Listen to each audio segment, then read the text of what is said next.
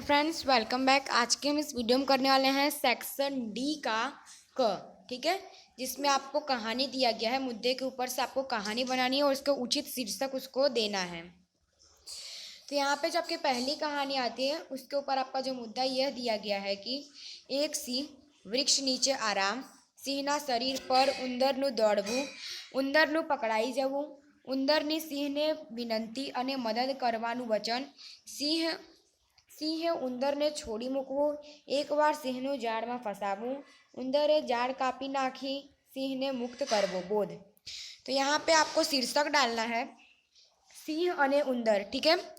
शीर्षक आपको डालना है सिंह अने उंदर। इसके बाद आपको कहानी स्टार्ट करनी है। एक गाढ़ जंगल हतुं, तेमां एक सिंह रहतो हतो। શિયાળાનો દિવસ હતો। સિંહ તેની બોળ પાસે એક ઝાડ નીચે આરામ કરતો હતો। ઝાડ પાસે ઉંદરનું દર હતું। દરમાંથી એક ઉંદર બહાર આવ્યો અને સિંહના શરીર પર દોડાદોડ કરવા લાગ્યો। સિંહ જાગી ગયો અને ઉંદર સિંહના પંજામાંથી પકડાઈ ગયો। ઉંદર ગભરાઈ ગયો, તે થરથર ધ્રુજવા લાગ્યો। ઉંદરે સિંહને વિનંતી કરીને કહ્યું, હે વનરાજ, મારી ભૂલ થઈ, મને માફ કરો, મને છોડી મૂકો। હવે હું કદી તમારા શરીર પર નહીં દોડું અને હું તમને ક્યારેક જરૂર મદદ કરીશ। સિંહ હસ્યો અને મનમાં બોલ્યો, આ ઉંદર મને શી મદદ કરવાનો છે? પણ સિંહને દયા આવી અને તેણે ઉંદરને છોડી મૂક્યો। થોડી દિવસ પછીની વાત છે। એક શિકારી જંગલમાં આવ્યો। તે સિંહની બોળ પાસેના ઝાડ પર બેઠો। સિંહ બોળમાંથી બહાર આવ્યો અને ઝાડ નીચે બેઠો।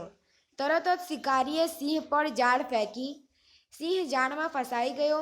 તેણે ત્રાણ પાડી અને ઝાડમાંથી છૂટવા ધમ પછાડ કર્યો, પણ વ્યર્થ।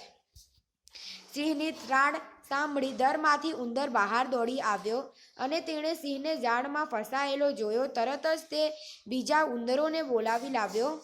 બધા ઉંદરોએ મળી ઝાડ કાપી નાખી અને સિંહ ઝાડમાંથી મુક્ત થયો।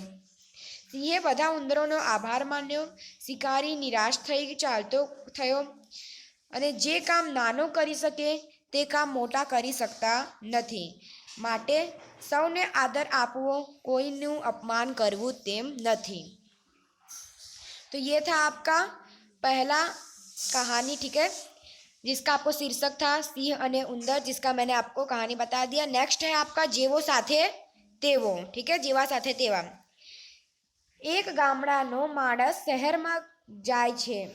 रस्तामां मिठाईनी घणी बधी दुकानो हती। तेमां मिठाईओ बनाववामां आवी हती। मिठाईओनी सुगंध चारे बाजू फैलाई गई। माणस दुकान पासे ऊभो रहीने सुगंध माणवा लाग्यो। माणसे लांबो समय दुकान पासे ऊभो रह्यो। त्यारे दुकानदारे पूछ्युं, तमे शुं लेवा मांगो छो? माणसे कह्युं, मने तमारी दुकानमां बनती मिठाईओनी सुगंध आवे छे। आ सांभळी चतुर दुकानदारना मनमा एक विचार आव्यो।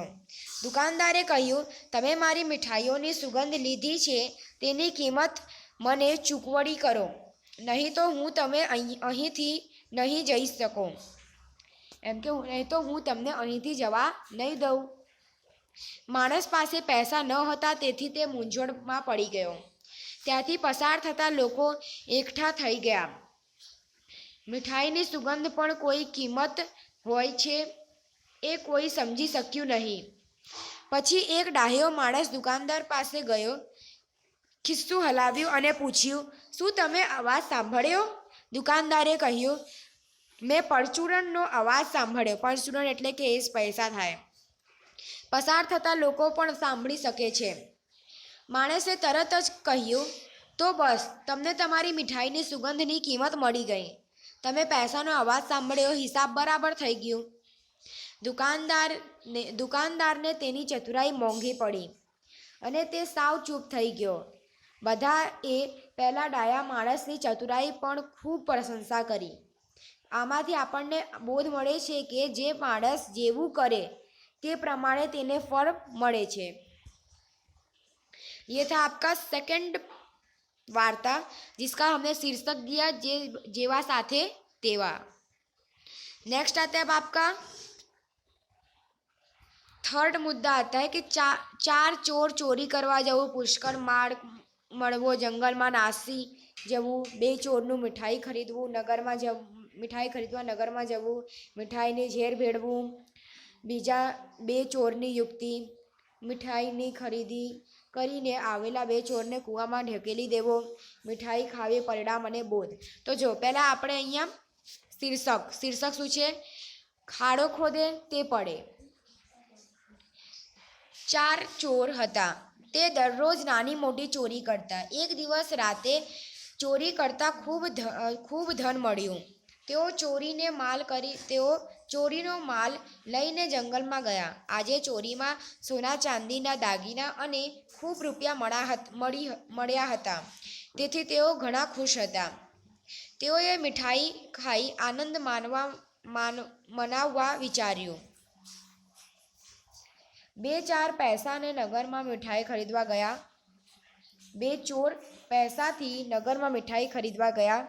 તેમના મનમાં દુષ્ટ વિચાર આવ્યો। તેઓએ મીઠાઈમાં ઝેર ભેળવી પેલા બે ચોરને મારી નાખવાની યોજના બનાવી। જંગલમાં રહેલા બે ચોરના મનમાં પણ દુષ્ટ વિચાર આવ્યો। તેઓએ મીઠાઈ લઈને આવતા બે ચોરના કૂવામાં ઢકેલી મારી નાખવાની યોજના કરી। મીઠાઈ લેવા ગયેલા બે ચોર મીઠાઈ લઈને આવ્યા પછી ચારેય ચોર કૂવા કાંઠે હાથ પગ ધોવા ગયા। લાગ જોઈને જંગલમાં રહેલા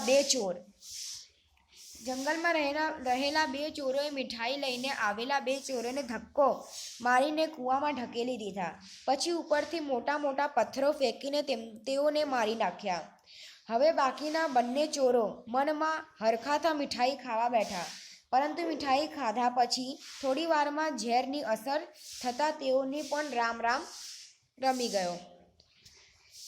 ચોરીના માલ જંગલમાં પડી રહ્યો। અને આ વાર્તા પરથી આપણને આ બોધ મળે છે કે જે खाड़ो खोदे ते पड़े, जेवू वावो तेवू लड़ो। ठीक है, तो ये था आपका थर्ड वार्ता लेखन, जिसका हम लोगों ने शीर्षक दिया खाड़ो खोदे ते पड़े। ठीक है, तो यहाँ पे आपका ये पार्ट ओवर होता है, जिसमें हम लोगों ने पूरी 3 कहानी कर दी। अगर आपको वीडियो अच्छा लगा तो लाइक कीजिए, सब्सक्राइब कीजिए और शेयर कीजिए। मिलते हैं। जय हिंद, जय भारत।